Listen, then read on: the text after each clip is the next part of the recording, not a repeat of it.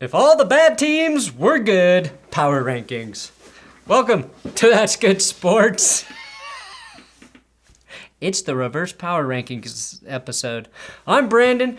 I'm getting wild this week, Perna, or bored. So today, we're going to power rank the 10 worst teams in the league, but I'll talk about them like they're in the real top 10 power rankings. And yes, at the very end of the episode, I will provide my Week 9 list of actual top 10 teams so we can spin the curse wheel who did take down the Bengals and the Jets over the last 2 weeks. So this little bastard is currently batting 1,000. Let's do it. That's good sports.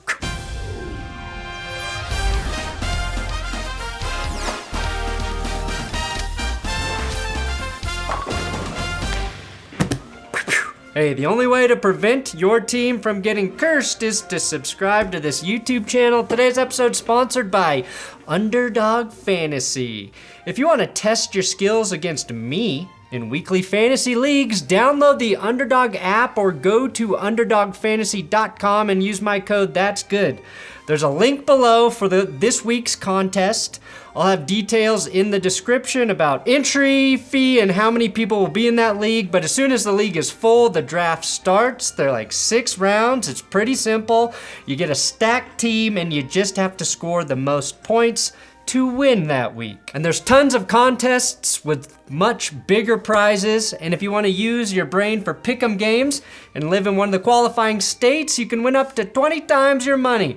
Build a pick'em entry with 2 to 5 players, guess higher or lower in stat totals for the week, or pit 2 players' stats against each other in the Rivals contest. Again, use my code THATSGOOD or the link in the description, and Underdog will double your first deposit up to $100.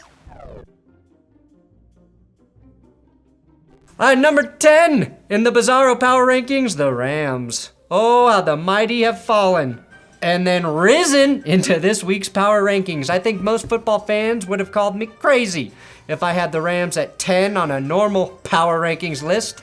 But LA has to be the most thrilling team not named the Broncos in 2022, completely living up to expectations.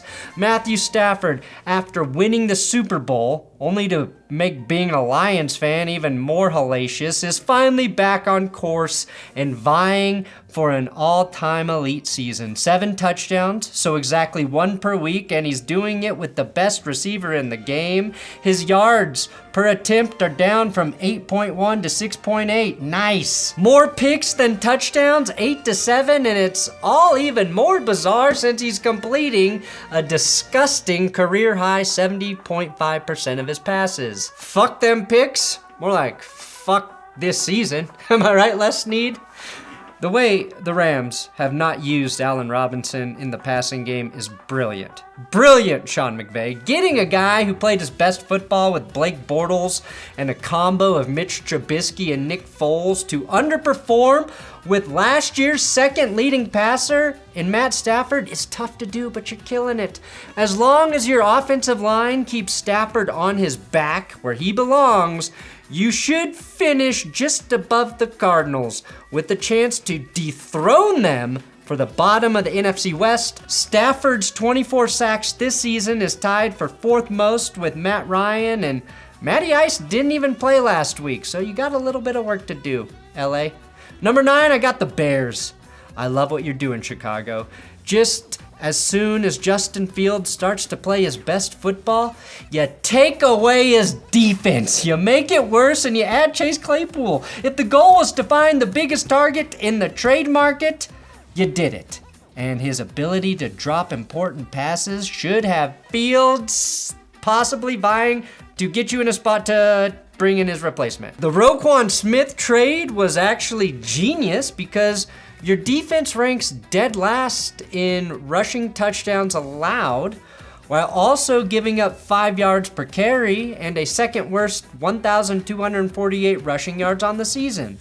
So when you get a little bit better in that category, you look like you've made the right move. Losing Roquan Smith will be a blow to your passing defense. You know, linebackers who can cover are actually super easy to find, so I foresee you replacing that part of his game easily. Number 8, I've got the Broncos.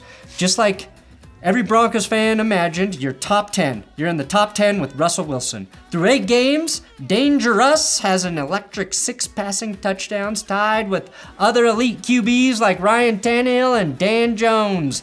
That former Broncos bum, Joe Flacco, only has 5 passing touchdowns this season, and unlike Russ, he only had to start 3 games to do that. When the Broncos are not lighting it up through the air, they are grounding and pounding the rock on 211 rushing attempts this season. Their longest run is 19 yards. That's how you wear down an opposing defense. Javonte Williams is still the Broncos' second leading rusher, and he hasn't played since week 3.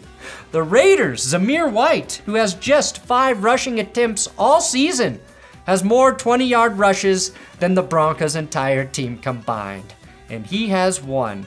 Speaking of 1, you are first in one key category, penalties. 70 flags thrown against you this year for 601 yards. You could be 0-8 if your damn defense wasn't holding you back and allowing a league second best 16.5 points per game. So, Number 7, Panthers. Oh, I hate to see you fall in these rankings, Carolina.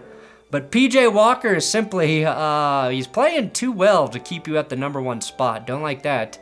You fired your head coach, traded away your best offensive player in Christian McCaffrey, and are rolling with your 3rd string QB in PJ Walker, and suddenly your offense is clicking? Stop. You nearly shut out the Buccaneers, but gave up 37 to Atlanta. I like that. You clearly need to bring back Baker Mayfield into the starting role to re-secure your spot atop the reverse power rankings. Otherwise, the Lions and the Texans are going to draft the QBs who could force your team into the dreaded contenders category. Luckily, your receiver, DJ Moore, knows what the goal is and saved you from beating the Falcons last week. Had you won, you wouldn't even be on this list. So good job, DJ. Number 6, Cardinals. The Cardiac Cardinals that used to reference how exciting your offense was to watch. Now it refers to how rapidly you age anyone daring enough to be loyal to your team. Everyone wants to make Call of Duty Kyler Murray jokes, and they're getting more stale than your offensive game plan. The real game Kyler wants to play is push Kingsbury off of a cliff. I say double down on Kingsbury. Fire all of your coaches to save money and let Cliff, who appears to have so much control of the offense, call the defense and special teams as well.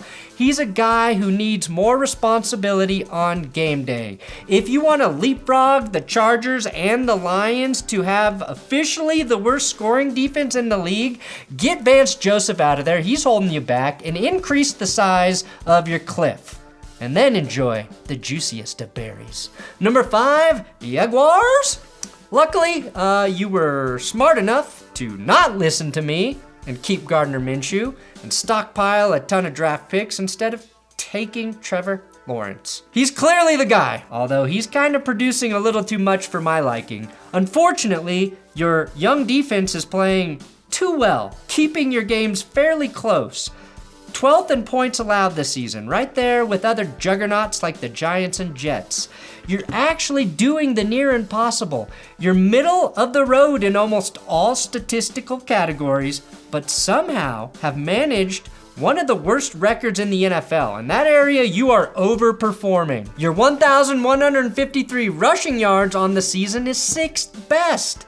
And your QB, with the run game, luckily is finding creative ways to lose, because you could just lean on that.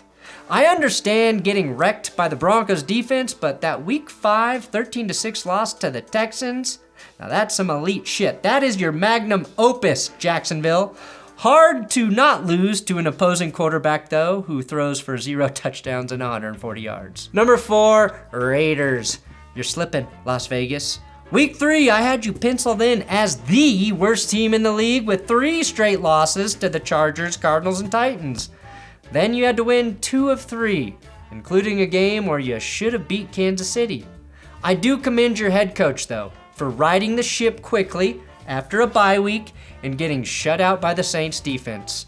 That defense has allowed the 4th most points this year, so that's hard to do. That's really hard to do.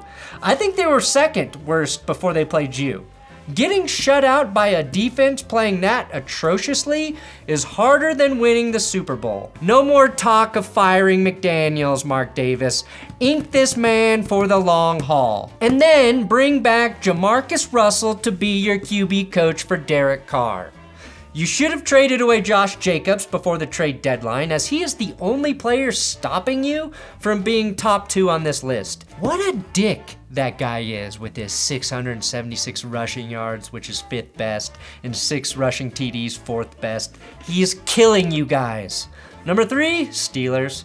Oh, the mighty have risen. Finally, some Steelers football worthy of a top 3 seat in the Power Rankings episode. The only running back with more carries than Najee Harris to not have one break for 20 yards is Leonard Fournette.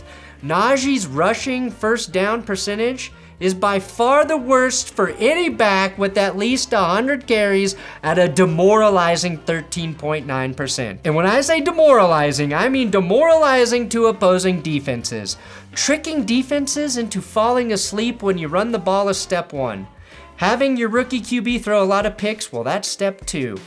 And step 3, become the lowest scoring offense in the NFL, which you have finally accomplished, overtaking the Denver Broncos by 0.1 point at 15. It's that kind of attention to detail that should put you in a spot to draft a QB with adult-sized hands in 2023. Number 2, I've got the Lions.